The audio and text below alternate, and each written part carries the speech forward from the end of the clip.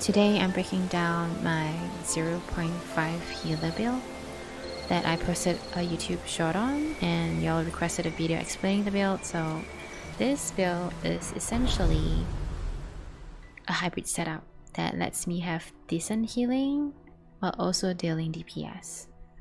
Now I want to highlight that this is used for solo content, speedruns, and leaderboard content.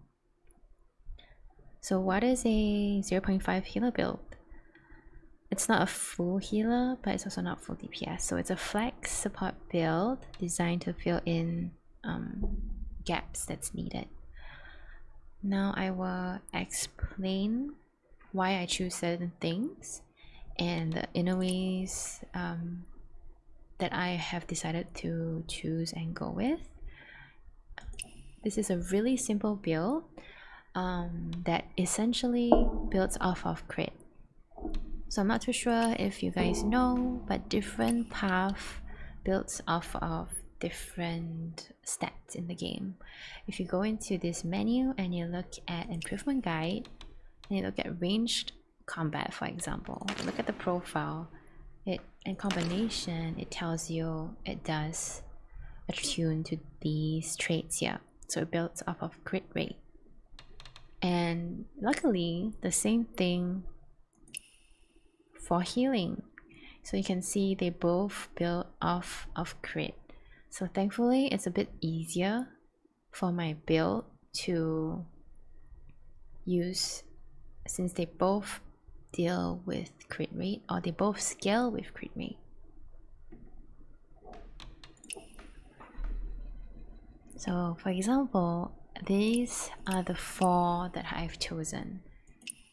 And the first one you can see here, I went with Morale Chant, and you see right here it scales off of attacking or healing, which is the majority of what you will see me use. So if they both do DPS and healing, and that's what they scale off with, then that is usually what I go off.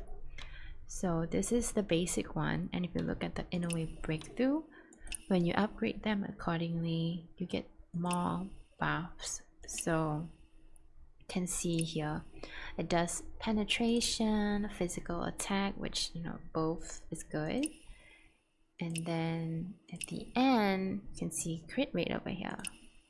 So this is great overall.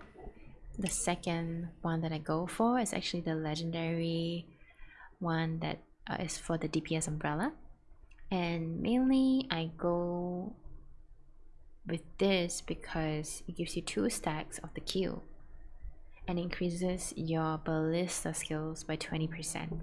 So what that does is basically this Q over here, instead of 1 I get 2, and usually if I hit the boss with that, it's about 1000 damage. So that's already 2000 damage that's free for you to use. And then the ballista damage that they talk about here is basically your main DPS, is this one. That does the most amount of damage. So you always will be starting a fight with that. And if you look into the upgrades, see this one over here is just straight damage bonus.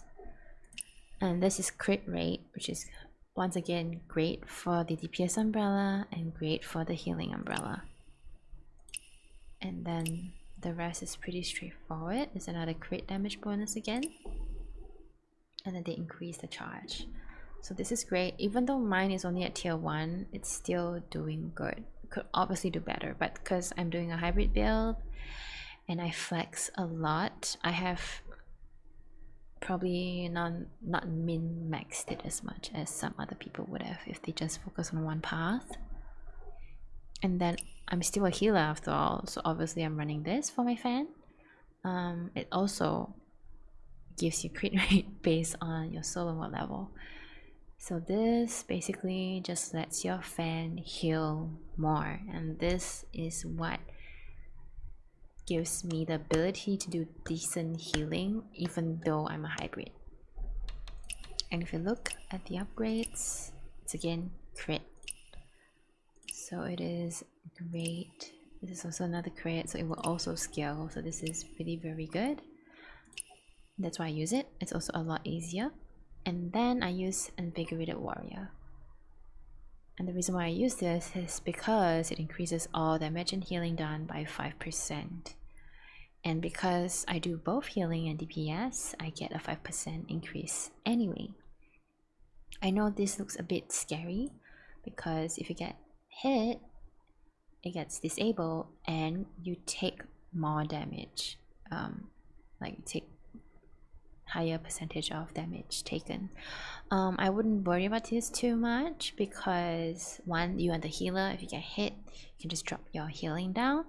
Two, because you're using the DPS umbrella most of the time, unless doing certain mechanics, you will probably be safe from it. You won't really be in the area to get hit by some of the mechanics. So I wouldn't worry about this too much. And then once again, increases all damage, you know, increase minimum physical attack. So this is pretty straightforward. There's a reason why I use this. It keeps things really simple. Most people can probably use this build. I've shared this build with my guildmates. Some of them might be using it, some of them might be using a variation of it, but this works overall. And that is essentially what I built into. So just focus on crit, don't worry too much about the other stuff. You could probably flex and swap these out with other things if you prefer. If you want to do more healing, you could do this one, for example, basically critical healing. Or you could do poison effect, but this is also 10%. It depends on what you want to build. These are some decent options. You can also try breaking point maybe, or 5-fold bleed. But I think Invigorated Warrior is the best, or my preferred one. That's pretty much it. So this is me explaining the Innerway and how things work. And this are my stats right here.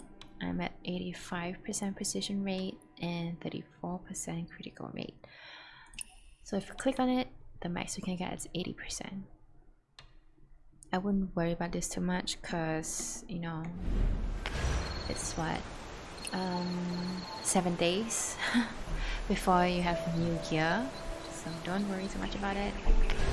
If you have any questions, feel free to comment and let me know. I'll try to clear them out or answer them as much as I can.